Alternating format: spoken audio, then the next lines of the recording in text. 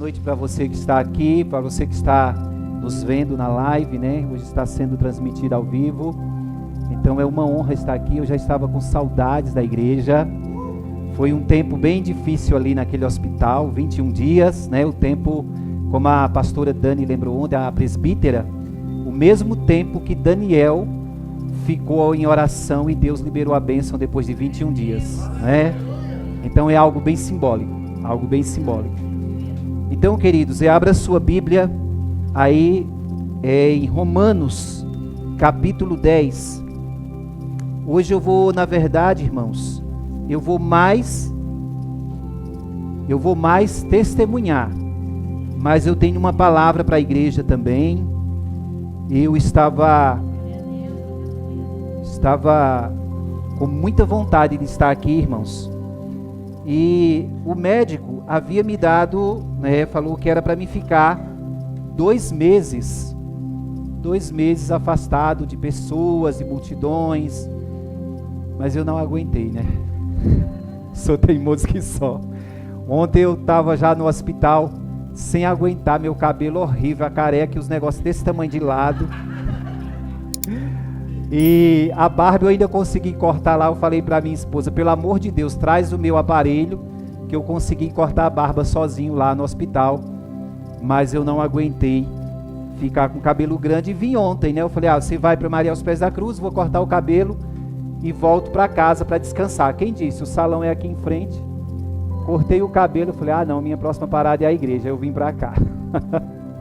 Glória a Deus. E foi muito bom, irmãos, ontem. E hoje também, irmãos, eu creio que nós estamos aqui pela fé. Cada um de nós estamos de pé pela fé. Você que está aí também em casa nos vendo, você está de pé pela fé. Então creia, por mais difícil que esteja sendo esse processo na sua vida, Deus está cuidando de você. Amém? Então, meus irmãos, Romanos capítulo 10, a partir do versículo 14. Tem uma banqueta aqui, no caso, se eu ficar muito cansado, eu vou sentar, porque apesar da minha teimosia, né, ainda estou sentindo as pernas meio bamba, um pouco fraco, das medicações que eu tomei. Então os meninos prepararam aqui para mim estar hoje neste lugar. Amém? Romanos capítulo 10, versículo 14. Como, pois, invocarão aquele em quem não creram? E como crerão naquele de quem não ouviram? E como ouvirão se não há quem pregue? E como pregarão se não forem enviados? Como está escrito, quão formosos os pés dos que anunciam a paz, dos que anunciam coisas boas. Mas nem todos obedecem ao evangelho. Pois Isaías diz, Senhor, quem creu na nossa pregação? De sorte que a fé é pelo ouvir, e o ouvir pela palavra de Deus. Amém? Glorioso Deus, nós te rendemos graças nesta noite. O teu Espírito Santo já está aqui conosco. A tua palavra já foi ministrada através dos louvores. A tua palavra já foi apreendida em nossos corações, absorvida, porque nós temos fé. Como começamos esse culto falando que a fé é a prova real das coisas que não vemos, mas nós esperamos. Por isso, meu Pai, capacita a tua igreja, a tua noiva, a caminhar pela fé. E quando for provada, coloque essa fé em prática, para que a nossa fé não seja vazia, para que a nossa fé não seja vã. Me capacita nesta noite, Pai, a trazer aqui o testemunho daquilo que o Senhor fez e continua fazendo na minha vida, na minha casa e nesta comunidade onde estamos aqui congregando. Em nome de Jesus Cristo. Abre os ouvidos dos teus filhos e filhas. Abre os nossos corações, para que a palavra fique, meu Pai, gravada, para que nós possamos guardá-la em nossos corações e não pecar contra Ti. Assim oramos em nome de Cristo. Amém. Amém, meus irmãos. O enfoque desses capítulos 9, capítulo 10 de Romanos, na verdade, é a incredulidade de Israel. O apóstolo Paulo, fala que Israel foi incrédulo. E ele atribui esse fracasso de Israel, ele vai atribuir a soberania de Deus. Porque Deus sabia que quando sua palavra fosse pregada, se ela fosse rejeitada, ele estenderia essa palavra mais além para um povo que não procurava pelo Senhor, e esse povo éramos nós. Então nós temos pregado aqui, irmãos, que a igreja, ela precisa estar pronta para quê? Para evangelizar, para anunciar a palavra de Deus, para discipular pessoas. Inclusive, nós acabamos de dar um discipulado aqui na igreja. Um discipulado bem extenso, como a gente nunca havia ministrado para os irmãos. E muitas pessoas se dedicaram. Nesse discipulado, Deus foi levantando outras pessoas.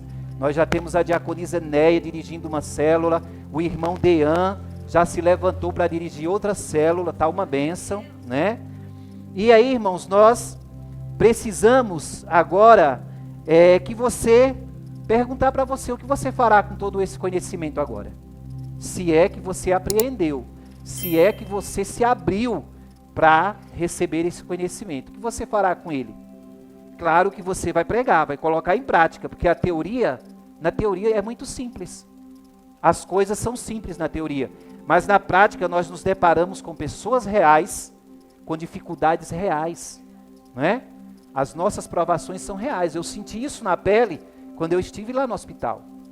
Eu falei, Senhor, agora é a luta, é a hora que eu tenho para colocar em prática aquilo que eu tenho pregado. É hora de viver. Porque quando eu chego aqui e eu falo de fé, quando eu chego aqui e eu falo que nós temos que ser lapidados pelas provações, é muito fácil eu preparar um discurso desse. Mas viver isso na nossa pele não é fácil. Não é fácil porque eu vou falar para vocês o que eu vivi nesses dias.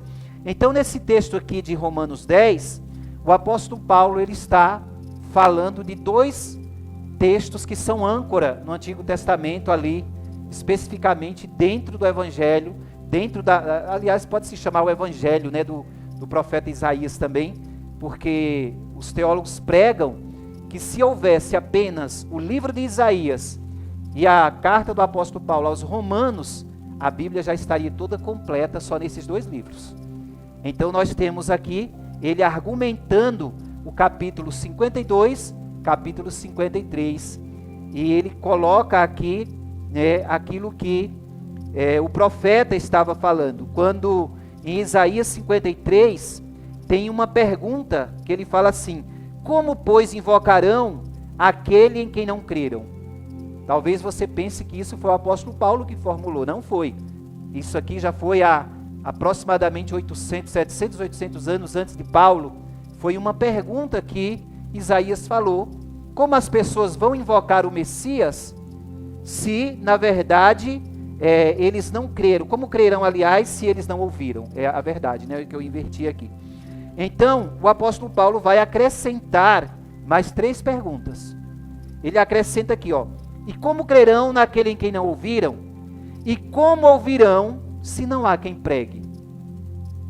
Mais uma: e como pregarão se não forem enviados? Então, queridos, o que Deus quer da igreja não é que nós fiquemos calados a respeito de Cristo. É que a gente abra a nossa boca. Ele nos salvou para que nós possamos salvar outras pessoas. E eu senti isso quando eu estava ali sendo tratado por Deus. Eu não entendi quando eu cheguei naquele hospital.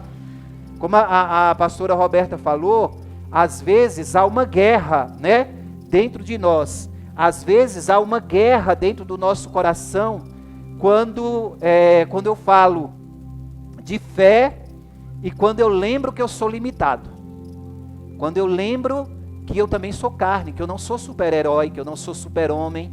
Então começa aquela batalha. Essa batalha se travou dentro do meu coração ali, naquele lugar. Então, eu me deparei com situações, com pessoas reais, estavam na mesma situação que eu, que aliás Deus mostrou para mim, que elas estavam em situação piores do que a minha, né? Isso foi consolando a minha alma. Não que que legal que ele está pior do que eu, não. Porque eu falei, se eles estão pior do que eu, e eles conseguem passar por esse processo, eu consigo também, né? Então, às vezes, nós imaginamos que o mundo já está evangelizado. Por quê? Porque a gente tem essa ideia. Nossa, tem muitas pregações na internet. Cada casa hoje tem um crente. Mas quem garante que esse crente que tem dentro de casa está abrindo a sua boca? Porque o que Jesus falou, irmãos, é que o profeta, ele não tem honra na sua casa. Então é muito difícil pregar dentro de casa. Então eu não julgo as pessoas que não conseguem fazer uma boa explanação do evangelho dentro de casa. Mas deve se esforçar, né? Deve se esforçar, embora não seja fácil. Quando eu era novo convertido, eu fiz muito isso com os meus irmãos, né? Não era muito ouvido, mas hoje, graças a Deus, os meus irmãos já dão crédito àquilo que eu falo, já me respeitam mais, eles têm visto, né, que Deus tem andado comigo. Isso tudo por quê? Porque apesar deles me conhecerem, apesar de andarem comigo desde quando eu era criança, né, e dizer assim, mas esse aqui é Henrique, eu carreguei no colo. Foi isso que falaram com Jesus? Esse aqui é o filho de José, o carpinteiro.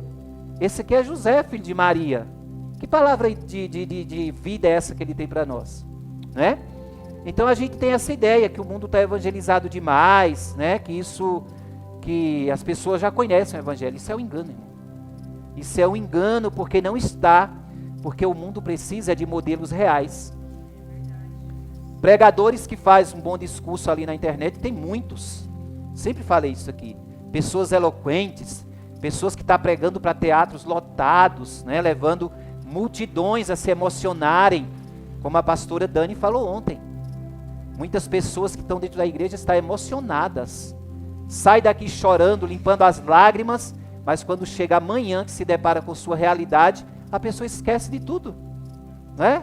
Esquece de tudo que viveu aqui neste lugar, que ouviu neste lugar. Então, nós precisamos ver que nossos amigos, eles estão lutando para crer em Cristo. Seus amigos estão lutando para crer em Cristo. E eles têm se decepcionado cada vez mais com o tipo de crente que tem visto por aí.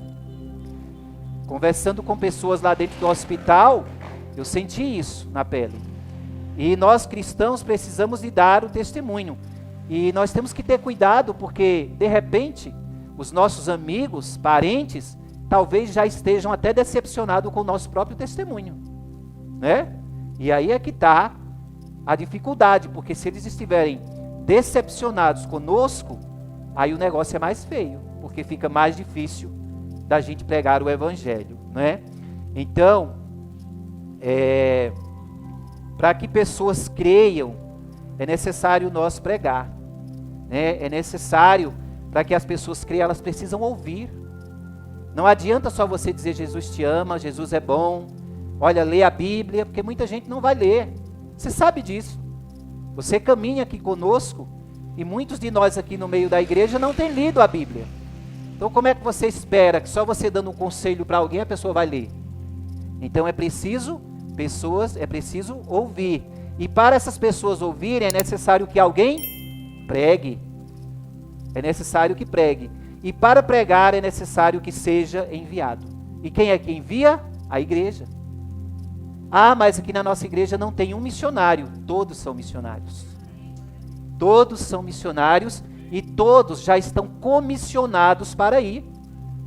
Todos aqui já estão comissionados, escalados. Você já está pronto para ir. A missão da igreja é pregar a palavra e anunciar a Cristo.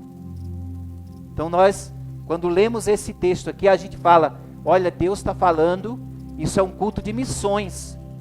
Deus está falando com os missionários. Não, Deus está falando com você. Deus está falando comigo. Deus está falando com aquele que tem ouvido aberto para ouvir o que o Espírito diz às igrejas. Toda vez que encerra dos capítulos, né, de Apocalipse, né, lá para o final já de Apocalipse, fala, quem tem ouvido ouça o que o Espírito diz às igrejas. Então, queridos, eu vou testemunhar para vocês um pouco aqui do que eu vivi. Eu coloquei os fatos em ordem para mim não me perder, porque foram muitas situações que vivi nesses 21 dias. Quando eu não estava sentindo dor, eu consegui dar uma adiantada no meu livro, né, que eu estou escrevendo. E uma das dificuldades que eu senti é que quando eu estava fazendo hemodiálise, o Espírito de Deus falou comigo: escreve um livro, registra no livro que você está vivendo. E aí eu falei, quando eu cheguei no hospital, a primeira coisa que o inimigo soprou no meu ouvido foi isso: para que você vai escrever um livro? Você saiu da hemodiálise, você fez um transplante e não adiantou de nada. Foi a primeira coisa que o inimigo soprou no meu ouvido, né? Aí eu já tive que usar a fé para combater isso. No dia seguinte, quando ele falou isso, eu peguei meu celular, o bloco de notas, e eu falei: vamos para mais um capítulo da história. Comecei a escrever. Comecei esse livro em 1993. Lá no hospital eu já cheguei em 2019, né? Já cheguei em 2019, então, de 19 para aqui, está faltando poucas coisas para mim encerrar o que eu tenho a dizer e testemunhar naquele livro. E não parei, né, irmãos? Eu não parei. E aí, irmãos, recentemente, né, no dia 14 do mês passado, eu fui a uma consulta das que eu tenho passado lá no ambulatório pós-transplante, e a médica ficou assustada quando ela viu que a minha creatinina subiu de 1,1 para 1,9. Eu não fiquei assustado, porque eu achei que era comum. Quando eu estava fazendo hemodiálise, minha creatinina era lá em cima, já tinha passado de 7 ponto não sei quanto, já ia muito alta, né? E parece que o máximo da creatinina está, não tenho certeza, eu acho que é 5,0. Então, eu achei que 1,9 estava dentro, né, dos padrões, mas não estava. A médica falou: amanhã você já se prepare, porque pelo histórico aqui eu acho que você vai ser internado. Então, eu já saí de lá de sobreaviso. Vim para casa e aí mandaram, né, uma mensagem para mim que eu precisava ir fazer uma biópsia do rim. Aí fui com a minha esposa numa quinta-feira, foi no dia 14, né? Dia 13, aliás, fui fazer essa biópsia. A biópsia, você fica 6 horas após a biópsia, você fica deitado em repouso sem poder levantar. 6 horas deitado ali. Então, passei o dia inteiro no hospital, sem contar que a biópsia é muito ruim de fazer, é um procedimento ruim.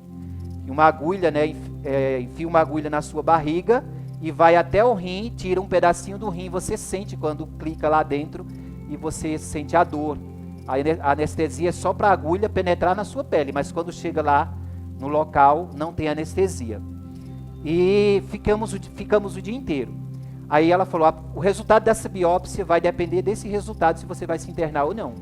Então ela mandou mensagem pelo Zap, para resumir, e falou para mim: olha, já vem com a mala preparada que você vai ficar internado. E essas notícias, quando a gente recebe, irmãos, não são boas, né?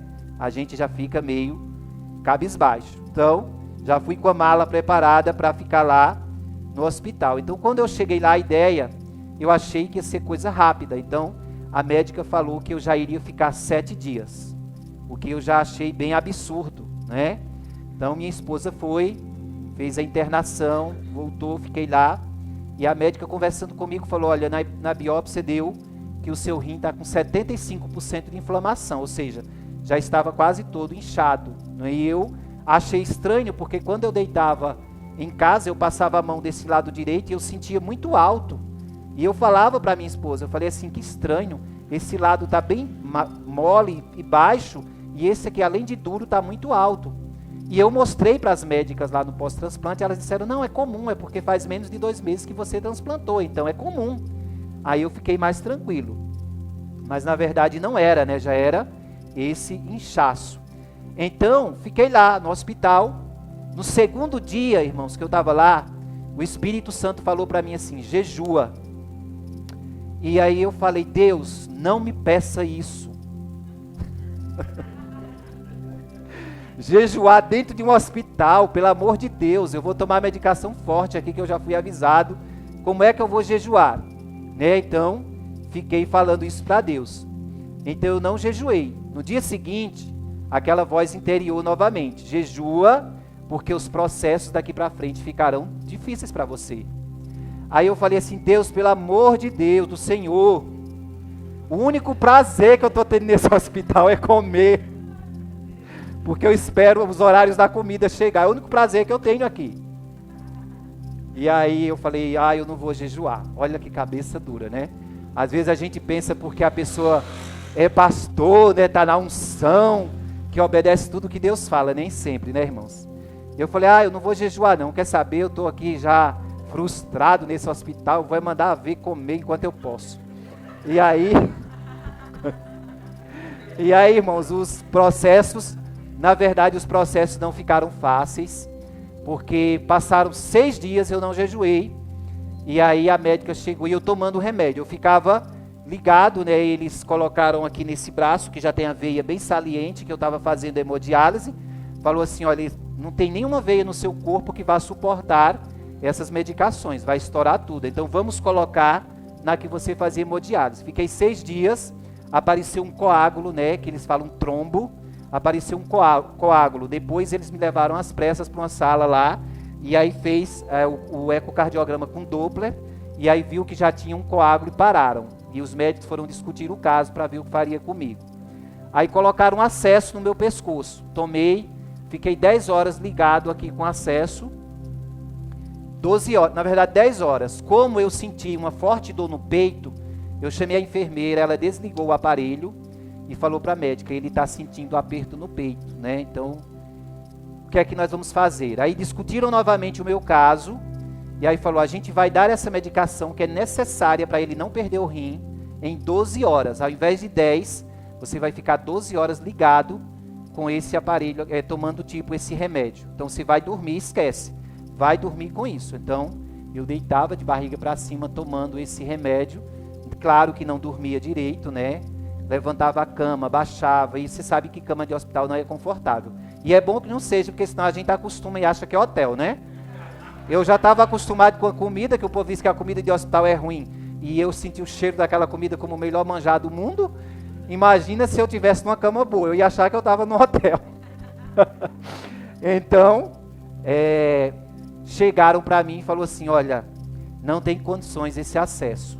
Nós vamos te levar para fazer a biópsia, depois você vai ter que colocar um catéter na veia central aqui do coração. Então, me levaram, os processos só se endurecendo, né? Você vê que eu teimei, não jejuei, e aí me levaram para fazer essa outra biópsia. E eu já fui tremendo, né? Eu falei, meu Deus. Na noite que era para fazer a biópsia, eu tive um febrão à noite. E eu falei para a Preta, não traz roupa para mim, porque já que eu estou em hospital, eu vou usar só essas camisolas de hospital aqui para eu ficar mais à vontade. Toda hora mexe no corpo da gente, manda tirar a roupa, eu já estou acostumado. Abra logo essa camisola e me veja logo. Eu tinha a maior vergonha, irmão, quando eu fui fazer uma vez um procedimento para passar o Doppler aqui, né? Eu de cueca, o médico falou, você tem que tirar a cueca, rapaz, como é que vai fazer, né? E aí eu falei, agora já mexeram mesmo, deixa para lá, deixa. Aí passou a vergonha, eu fiquei com esses camisolão lá para cima e para baixo. E aí uma febre tão grande à noite, as enfermeiras também não sabiam nem muito o que fazer, só me falava assim, você quer tomar dipirona? Eu falei, eu vou fazer o quê? Eu tomo, né, o que tem. E aí, irmãos, Deus já começou a me mostrar como o homem é limitado. Eu falei, eu estou dentro de um hospital, e a única coisa que me oferecem é dipirona, o que eu posso tomar em casa, né? E aí eu chamei a enfermeira, trouxe uma outra camisola, troquei, que eu não aguentava, estava ensopada de suor. Tirei aquela camisola, no 4 da manhã, quando eu comecei a dormir, veio a enfermeira, me acorda, toma banho, passa esse produto no seu corpo aí, esfrega bem a barriga, que você vai fazer de novo a bendita biópsia. Quando foi 5 da manhã, já trouxeram o meu café, que o café 7 da manhã já adiantou meu café, já desci, me levaram de cadeira de rodas para lá, fiz essa biópsia. Eu estava com o intestino preso, irmão, já há quase 6 dias. Quando a gente chega no hospital, meu intestino funciona muito bem, mas eu não sou uma pessoa que me adapta com mudança de ambiente. Quando eu chego no hospital, eu me prendo, ainda mais com outra pessoa dentro do quarto comigo, eu não conseguia soltar gases, eu não conseguia ir no banheiro. A única coisa que eu fazia era urinar, mas eu estava com a barriga desse tamanho. E aí, fui fazer essa biópsia, E aí eu falei assim, vai ser muito difícil, porque eu já sei como funciona a biópsia. E aí eles fez essa biópsia, depois de 6 dias, para saber como estava a inflamação do rim. Quando cheguei lá, fiquei naquela mesma posição. Depois da biópsia, eles trazem um peso, coloca na sua barriga, uma enfermeira fica segurando, apertando você por 20 minutos, numa posição reta. Eu durmo com 2 travesseiros de lado, porque eu não consigo ficar reto. Então eu ficava reto olhando para o teto, eu já estava ficando sem fôlego. E ela me apertando. Imagina quem estava sem ir ao banheiro dias. E aí começou a descer um suor frio em mim. E aí eu já estou tremendo por causa dos remédios. E eu comecei a tremer mais ainda. E ali eu chorei. Eu falei, Deus, me tira desse lugar. E eu chorei sozinho ali. Eu falei, Deus. Aí eu lembrei daquele louvor do Anderson Freire, que fala, o grito de uma alma, ninguém na terra é capaz de ouvir. E eu ali dentro, eu falei, Senhor, estou passando por isso de novo. Aí depois dos 20 minutos, aí põe uma cinta em você aqui, segurando aquele peso. Você tem que ficar mais 1h40 com o peso em cima de você. E aí eu chamei a enfermeira, eu falei, pelo amor de Deus, eu estou sufocando, eu não consigo, tira esse peso. Ela falou, moça, eu não posso. Se eu tirar, você vai sangrar. Se você sangrar, aí os procedimentos serão piores. Aí eu respirei fundo e fiquei. Ela falou, olha, não dobra as pernas, você tem que ficar com as pernas esticadas. Não dobra, que você está com anestesia local. E aí eu dobrava metade de uma perna para descansar, aí soltava a perna, dobrava um pouquinho da outra, porque eu não aguentava mais ficar naquela cama. E aí quando me tirou a enfermeira, depois de 2 horas, chegou com a cadeira de rodas, eu sentei e aí eu desmontei. Aí ela, você está bem? Eu falei, não estou. E o suor pingava do meu rosto. E eu com os braços assim, aí ela falou, eu vou te levar para o quarto. Quando ela chegou na metade do caminho, eu falei, me leva para o banheiro. Me leva para o banheiro. Aí eu percebi que ela ficou impaciente, ela fez, acho que estava no horário de almoço dela. Aí ela falou, mas você tem certeza? Eu falei, tenho certeza, me leva para o banheiro. Eu tirei até um agasalho que ela colocou aqui, joguei no meio do corredor. Aí ela colocou a comida no meu corpo. Eu falei, pega essa comida, senão eu vou jogar também. Aí ela já pegou e foi indo para o banheiro, voltou comigo. E aí fiquei, irmãos, lá. E ela ficou me aguardando lá fora, né? Aí, depois lavei minhas mãos, me sequei lá e saí. Aí ela me levou e eu fui secando, ela me entregou o agasalho e eu fui secando o meu corpo. Chegou lá, fiquei de molho mais 4 horas, dormi lá no quarto. E aí eu estava dentro de um quarto, irmãos. Primeiro eu estava nos 6 dias, eu fiquei na enfermaria, depois me mudaram para o 6º andar. E aí eu fiquei com um rapaz italiano, né, que estava lá, mais ou menos da minha idade, né, um senhor já, né, rapaz, né, que nós não somos rapazes, é um senhor já. E aí o italiano todo animado que ia sair, né, falou, vou sair, né, hoje. E aí eu falei, meu Deus, o homem vai sair, eu vou ficar aqui, só quem vai vir para aqui agora, aliás, também nem conheço ele, tanto faz ele como o outro. Aí ele falou assim, o senhor quer que eu feche a janela? Eu falei, você quer morrer, moço? Eu não estou cheiroso não, abre essa janela aí. Aí virei na cama, aí depois que acordei fui tomar um banho, né? Mas ele era muito legal, fiquei até com dó dele, né? E aí, irmãos, eu fiquei ali e começou a vir pensamentos, né? Tomei banho, né? Pus o meu perfume, né? Um monte de produto, levei shampoo, creme para o corpo, creme para o pé. E eu falei, os outros levavam só o shampoozinho que o hospital dava e eu com um monte de coisa lá em cima da pia, né?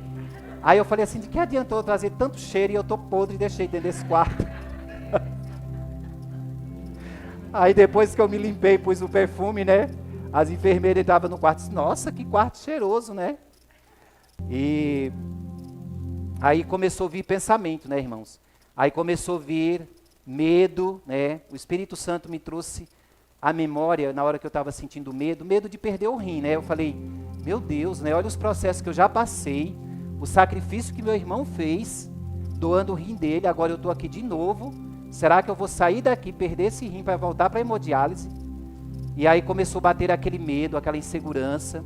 Aí o Espírito Santo me trouxe aquele hino que eu canto, louvando aqui, dançando, né?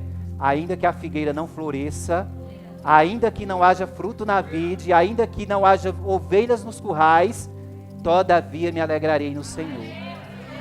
Aí eu falei, vou me alegrar no Senhor sim, e eu não vou sair daqui com o meu rim prejudicado, ele vai sair bom, em nome de Jesus. Irmãos, é uma luta, a nosso corpo, a nossa alma começa a se debater. E aí eu fui declarando isso para Deus. E aí, resultado, irmãos, depois disso, eu comecei a sentir uma outra reação da imunoglobulina que eu tomei, da timoglobuline, que é o nome do remédio.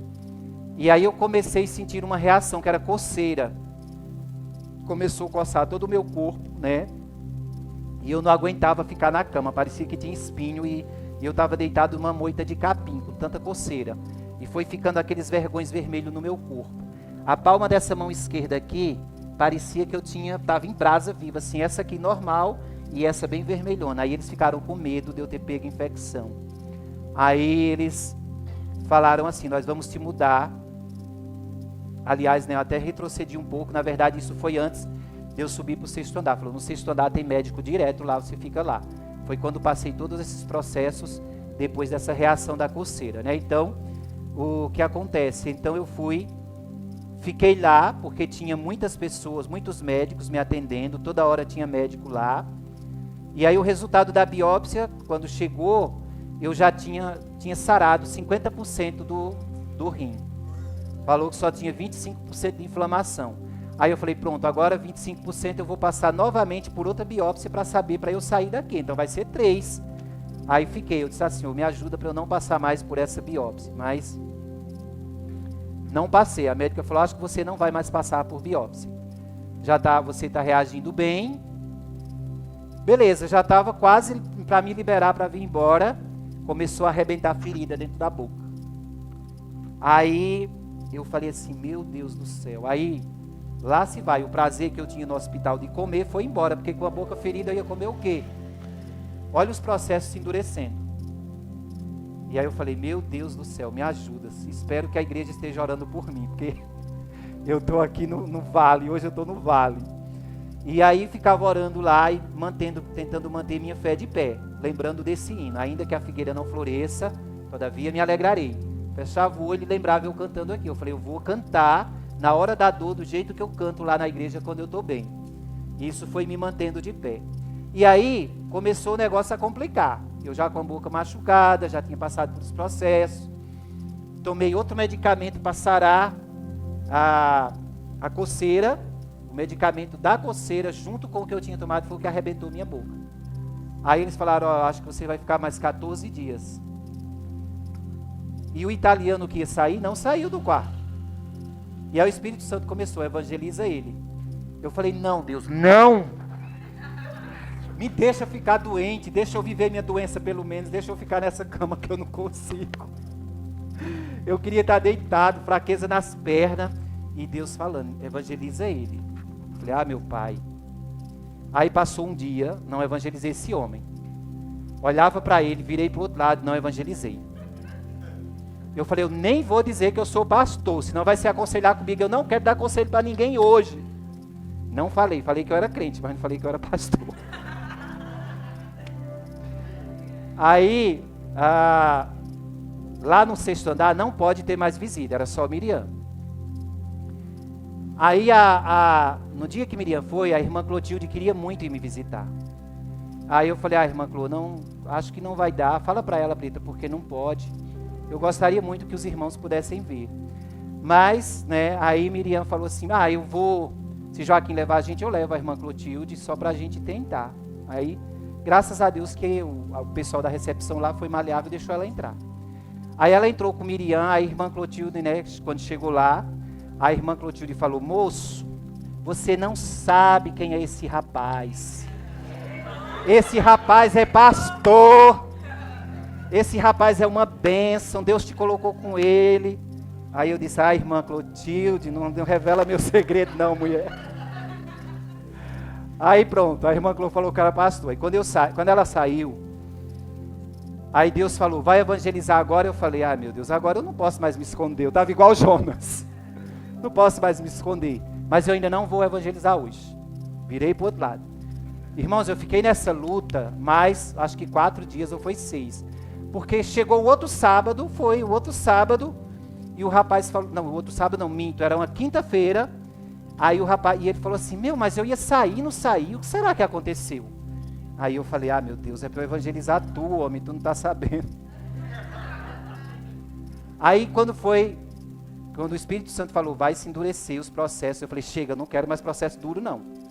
Aí virei na cama, sentei, quando chegou o nosso café, aí puxei a mesa para a cama, aí eu falei assim, Flávio, eu preciso ter uma conversa muito séria com você. E essa conversa não pode demorar. Olha, eu estava orando, o Espírito Santo falou assim, assim, assim. Aí ele arregalou o olho, né? E eu falei, eu preciso conversar com você.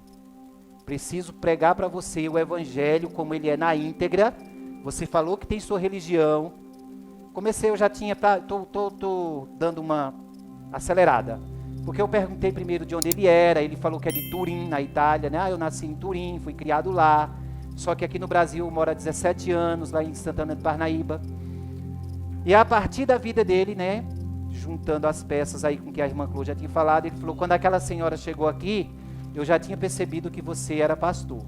Não sei como ele percebeu, mas ele disse que percebeu. Aí, preguei o evangelho. Comecei pregando de João capítulo 3, li João para ele. Eu achei que ele não ia dar atenção, né, era um rapaz muito fechado, né, o jeito dele, aquele jeitão de italiano de falar, meio brasileiro com italiano, bem rústico. E eu ainda estava meio receoso, né, de abordá-lo com o evangelho, que a gente sabe, né, que o italiano ele é muito católico, ele não aceita, né. Mas pelo contrário, ele sentou na cama e me ouviu como uma seda, parecia uma criança. Preguei para ele a partir de João 3, Novo Nascimento, depois fui para Romanos 10, 9, depois fui para Apocalipse 20, 3, 20, pronto. Preguei todo o evangelho para ele. Perguntei se ele queria tomar uma decisão, se ele tinha entendido o que é religião e o que é Jesus. Aí ele falou que entendeu, gostou demais, mas não queria se decidir ainda. Ia continuar como ele estava, mas que gostou muito, enfim. Aí eu falei, pronto, Senhor, cumpri minha missão, não endureça mais os processos para mim, por favor. Eu estou cansado, deixa agora eu viver aqui. Aí fui cada dia conversando com o rapaz, o Espírito Santo falava, vai falando com ele. Não fica só nesse texto não, vai falando. E aí eu fui falando, e aí ele foi se abrindo mais, depois ele me falou que tem uma filha que é evangélica lá na Itália, a única filha dele é evangélica, as outras não são. E depois esse rapaz sentiu uma dor. E aí eu levantei, eu falei assim, eu vou repreender essa dor em você, em nome de Jesus. Essa dor vai embora e você vai ficar sarado. E fui. Eu orei nele, fiz um clamor lá dentro, ele começou a chorar, era um rapaz muito duro, começou a chorar, só que, de repente, ele disse que começou a sentir muita dor forte no estômago e querer vomitar, depois que eu orei. E aí eu também comecei a querer vomitar, e eu comecei também a sentir dor, e o meu pé esquerdo, a perna paralisou, parecia que tinha um prego entrado no meu pé. Aí eu fui para o banheiro, aí abracei a privada, eu falei, se eu vou vomitar agora, fiquei ali. Aí eu lembrei de Efésios 6, comecei, calça meus pés com a preparação do Evangelho da Paz, me reveste com a couraça da justiça, escudo da fé com o qual podereis apagar todos os dardos do maligno, espada do Espírito, que é a palavra de Deus, capacete da salvação, e fui clamando. A dor sumiu, não aconteceu nada, tanto do pé quanto daqui, da barriga. Voltei e aí clamei por ele também, eu falei, cobre ele com teu sangue. A dor dele também passou. Era só seta. Era seta para atrapalhar o procedimento. Beleza. E aí, o rapaz, depois que eu evangelizei na quinta, sexta tivemos esse impasse. E no sábado, ele foi liberado. Aí ele foi liberado. Aí eu falei, pronto Deus, cumpri minha missão. Agora eu acho que o Senhor vai me deixar ficar quieto, né? Ficar doente aqui. Vai me sarar só. E aí aquele rapaz, irmãos, ele tinha passado. Deus falou, olha, você estava se recusando a evangelizar ele. Você estava preocupado com sua dor. Mas olha, ele está pior do que você. Eu não levei ele porque eu queria que você pregasse para ele. Porque aquele rapaz teve um derrame. Depois essa fístula do braço dele, que tinha ficado um ponto aberto. Aliás, a fístula não. A cirurgia que ele fez do rim, do transplante, tinha ficado um ponto. Desse ponto que infeccionou, deu meningite. Depois ele teve trombose, passou 7 dias em coma e teve o mesmo problema que eu tive no rim. Então esse homem já estava indo para 2 ou 3 meses que não saía do hospital. E eu não estava nem com 20 dias ainda, eu já estava. Aí o Espírito do Senhor me deu força. Falou, agora você vai entender. Porque o que é que eu estou fazendo com você? Aí elas falaram assim, agora nós vamos te mandar para outro quarto. Me levou para o 8º andar. Chegou lá, colocou um outro rapaz do interior comigo. O rapaz tinha depressão. Deus falou, prega para ele. Aí eu falei, tá bom, Senhor, agora eu vou. Não vou mais relutar, né? Já estou com a boca machucada. O Senhor já tirou os prazeres. Eu fui dizer que comer era meu prazer aqui. O Senhor, pois tu não vai comer mais, né? Irmãos, não é que Deus é cruel. É que Deus está fazendo um processo na nossa vida e a gente não quer aceitar. Aí eu falei, então agora eu vou pregar. Preguei para ele com mais ousadia. Não tive dificuldade com esse aí. E aí esse rapaz, preguei para ele através do texto da mulher samaritana. Depois voltei para o Novo Nascimento, João 3. Fiz o regresso. Depois os mesmos textos que eu tinha em Apocalipse e Romanos Apocalipse. Esse homem recebeu Jesus como uma ovelha. Ele falou, eu quero. E aí Deus falou para mim, agora você vai discipular ele. E aí eu falei para ele ler João, todo dia um capítulo, do jeito que eu falo para quem se converte aqui na igreja. Só que o Senhor falou, ele não vai ler só, você vai ler com ele. Liguei, falei para a diaconisa Neia, compra uma Bíblia para ele. Ele falou assim, nossa, eu não tenho uma Bíblia.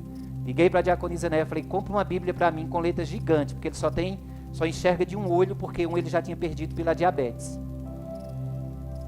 Aí a situação dele também, Deus me mostrou que estava pior. Ele estava com mais de um mês lá, depressão, cego, e a inflamação dele, o ponto estourou, e estava supurando, né, já.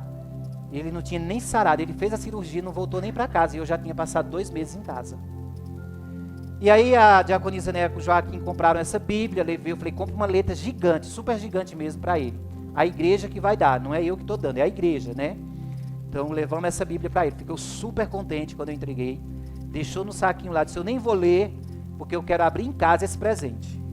Aí eu falei, já que você não vai ler a Bíblia agora, está com prazer de levar para sua esposa ver, deixa eu baixar no seu celular a Bíblia online e aumentar a letra para você. Aí ele ficou todo contente, né? Ele ficou lendo a partir da letra lá, do aplicativo. E aí eu lia todo dia antes de dormir, desligava a TV para a gente não ver nada. Eu falei, posso desligar a TV? Pode. Lia um capítulo, explicava todo o capítulo para ele, a gente ia dormir, orava e dormia. Aí eu achei que tinha cumprido minha missão, para finalizar aqui.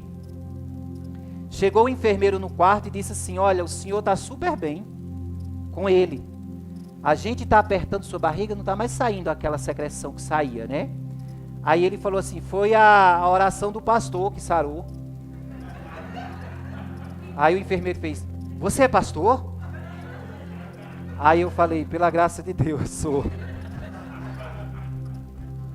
Aí ele falou, rapaz, eu sou desviado. Aí ele falou assim, eu mudei de bairro, não frequento mais a igreja. E aí o procedimento que ele fazia, levava remédio para nós, dava no horário certo, dava soro, dava os remédios e saía. Quem disse que o enfermeiro saía mais do quarto? Aí eu sentei, vesti minha camisola, sentei e comecei, né, ministrar na vida dele, volta para o Senhor é bom, ele encheu os olhos de lágrimas, o nome dele é José também. E aí toda vez que José vinha, não queria sair do quarto, e eu falei, meu Deus, esse homem não vai trabalhar não, é? Aí depois, chegou outra enfermeira, aí ela falou assim, nossa, o senhor é tão calminho. Aí eu falei, não, irmão, não sou muito calmo não, é porque o Espírito Santo acalma a gente, né? O Espírito Santo acalma a gente, mas eu não sou muito calmo não. Não, mas o senhor é calmo. Ela queria ouvir alguma coisa da minha boca, né? Acho que ela queria que eu dissesse, não, eu sou crente, eu sou pastor. Aí eu falei, é o Espírito Santo de Deus que faz isso. Ela falou assim, nossa, é interessante, nossa, você não reclama de nada. Nossa, que legal. Aí eu falei, pronto, o que é que essa moça quer que eu faça? Aí eu falei, você quer que eu ore por você? Aí ela falou, eu quero. Eu falei, perguntei o nome dela, né? Ela falou, não vou falar aqui para não expor. Tá bom. Aí o seu Flávio não, o outro nome do outro era Edilson, né? O seu Edilson. Aí a Edilson falou assim, ele é pastor. Aí ela, bem que eu percebi, eu sabia. Aí ela tirou minha garrafa d'água e sentou do meu lado. Falou, ó, pastor, eu também sou desviada. Aí eu falei, tá bom, eu falei assim, tá bom, irmã, olha, volta para os caminhos do Senhor, pelo amor de Deus, não tem negócio de desviado não, desviado é inferno na hora. E aí Deus já me deu ousadia, irmão, eu falei, eu não vou mais ter medo de evangelizar ninguém aqui não, né, eu não vou ficar mais pensando em minha dor, eu fui esquecendo minha dor, né. E aí eu evangelizei essa moça e todo dia vinha para o quarto, era a mesma coisa, era um e outro, quando era um enfermeiro era o outro, porque um dia de um dia do outro, eu falei, meu Deus, agora é um num dia, outro no outro. Aí passou. Depois que passou esses processos, aí ela disse, agora nós vamos te levar para outro andar. Aí me levou para o 8º, aí lá eu fiquei só, isolado, não tinha mais ninguém para conversar. Aí é como se Deus dissesse, agora você vai descansar e cuidar da sua boca, depois que você fez o que eu queria. Que evangelizei 2 pessoas. Ah não, eu pulei uma pessoa. Quando o italiano foi embora, antes do seu Edilson, chegou um tal do seu José. Ele tinha 70 anos e esse homem gemia a noite inteira. 8 anos de transplante e estava perdendo o rim, depois de 8 anos. E aí chamava as enfermeiras, elas vinham, mas voltavam, não tinha muito o que fazer, e esse homem gemendo. E aí eu levantei, eu falei assim, não, o senhor não vai mais gemer não, o senhor vai dormir a noite inteira, porque eu vou orar no Senhor e essa dor vai embora em nome de Jesus. Aí coloquei a mão na cabeça dele e clamei. Irmãos, esse irmão dormiu como um carneirinho. Ele roncava. Aí eu fui dormir, eu tive um pesadelo. No pesadelo que eu tive, eu falei, socorro, seu José. Socorro, seu José, socorro, Miriam. E na minha cabeça eu estava assim para alcançar a cama dele. Eu sonhei que eu estava subindo um abismo e eu tinha que subir. E quando eu cheguei lá, não tinha no que eu me segurar. Aí eu fincava tipo uma estaca naquele abismo assim, eu conseguia sair dele. Aí eu respirava, eu abri o olho. No que eu abri o olho, aí ele falou assim, o senhor estava sonhando, o senhor está passando mal? Quer que eu chame a enfermeira? Eu falei, não, eu estou bem, é porque às vezes eu falo dormindo, fica em paz. Aí depois dele foi que veio esse processo. E aí, irmãos, depois desses dias que eu fui para lá, quando eu cheguei que fiquei só, já tinha conversado com o pastor Davi melhor, eu estava evitando falar com as pessoas, eu respondia as mensagens por educação, porque tinha dia que eu estava sufocando dentro de mim mesmo, e eu não aguentava estar respondendo muita coisa, né? E aí eu falei para o pastor Davi, eu falei, eu sei que os irmãos têm boa vontade, mas pede para o pessoal não falar muito, porque eu dou notícia, Miriam, o pastor coloca no grupo, todo mundo sabe de uma vez, que eu sei que muita gente vai perguntar e não dá para me explicar. Um dia, quando eu sair daqui, eu conto tudo, não tem como contar, né? E aí, para concluir, irmãos, quando foi feito o relógio de oração, eu senti a diferença também. E eu quero dizer para você que quando a igreja ora, faz diferença. E aí eu fui vendo, né, acompanhando os irmãos se posicionando. E aí eu falei, gente, glória a Deus, porque eu faço parte dessa família. E a igreja foi dando resposta e Deus também foi sarando. E aí o remédio foi fazendo efeito. E aí finalmente na sexta, quando Joaquim e Miriam foi para minha visita, e aí eu perguntei para a enfermeira, não vão me dar alta? Porque pela manhã a médica disse que ia dar alta, eu já estou bem. E a médica não falou mais nada. Ela falou, fica quieto, vai descer duas altas e uma delas eu creio que é a sua. E foi, não é, irmãos? Então, recebi alta depois que a igreja se posicionou. E depois que eu parei de ser teimoso, isso é para vocês entender uma coisa, que ninguém é super-homem. Por mais que você tenha fé, você falha. Tem dia que você não está nem com vontade de falar, quanto mais de pregar, mas nós temos que vir aqui pregar. Já falei isso para vocês aqui. E Deus, o apóstolo Paulo falou uma coisa muito importante, Coríntios, 1 Coríntios, capítulo 4, versículos do 9 ao 13, ele fala, porque tenho para mim que Deus nos colocou, os apóstolos, nos pôs como últimos, como condenados à morte, pois somos feitos espetáculos ao mundo, aos anjos e aos homens. Nós somos loucos por amor de Cristo, e vós sábios em Cristo. Nós fracos e vós fortes. Vós são ilustres e nós vis. Até esta presente hora sofremos fome, sede, estamos nus, recebemos bofetadas e não temos pousada certa. nos afadigamos trabalhando com nossas próprias mãos, somos injuriados e bendizemos, somos perseguidos e sofremos, somos blasfemados e rogamos, até o presente temos chegado a ser como o lixo deste mundo e como a escória de todos. Amém? Então, irmãos, eu entendi esse texto com mais exatidão depois que eu passei isso. Nós apóstolos, nós pastores, nós fomos chamados para, como digamos assim, para sofrer. Nós não fomos chamados para estar vivendo bem bom, ou estar querendo mordomias, né? Nós fomos chamados para pregar o evangelho, esse evangelho do choro, esse evangelho da luta, da dor, do sacrifício. E quando fala nós pastores, nós igreja também, porque a igreja está inserida nesse contexto. Se o pastor tem que ter força para pregar, é porque a igreja tem que ter força para orar pelos seus pastores. Se a igreja, se vocês como igreja não orar por nós, não terão boas mensagens, não terão pastores sarados, não terão famílias e pastores restauradas. Para isso é preciso que a igreja também se coloque. Então, irmãos, eu não quero trazer culpa sobre ninguém. Eu não quero trazer culpa sobre ninguém. Mas nós já fizemos 2 relógios de oração nesta igreja, e eu percebi que tem algumas pessoas que nunca se posicionam. Isso me entristece, né? Eu não quero trazer culpa sobre ninguém, mas é como se as pessoas que não se posicionam, elas estivessem dizendo, eu vou esperar que os outros se posicionem. E não é isso, irmãos.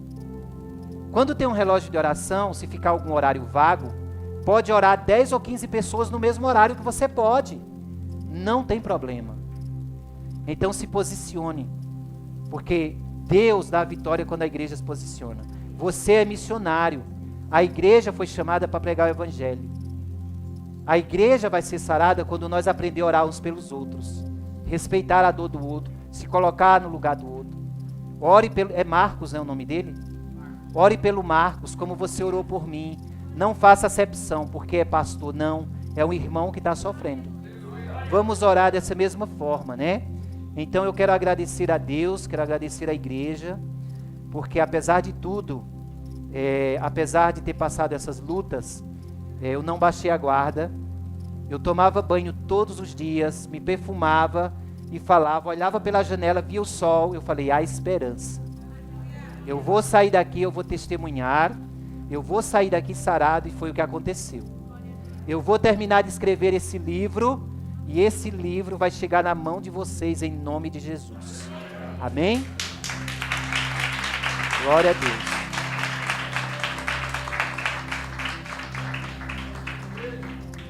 E aí, irmãos, eu olhei para o Senhor e falei assim, Senhor, obrigado, porque apesar de eu estar sendo atendido pelo SUS, eu não tenho convênio médico, o Senhor me colocou no melhor hospital, né, porque o anestesista, quando eu e meu irmão Cosmo fomos fazer a cirurgia, o anestesista falou, vocês estão no melhor hospital da América Latina e é referência no mundo,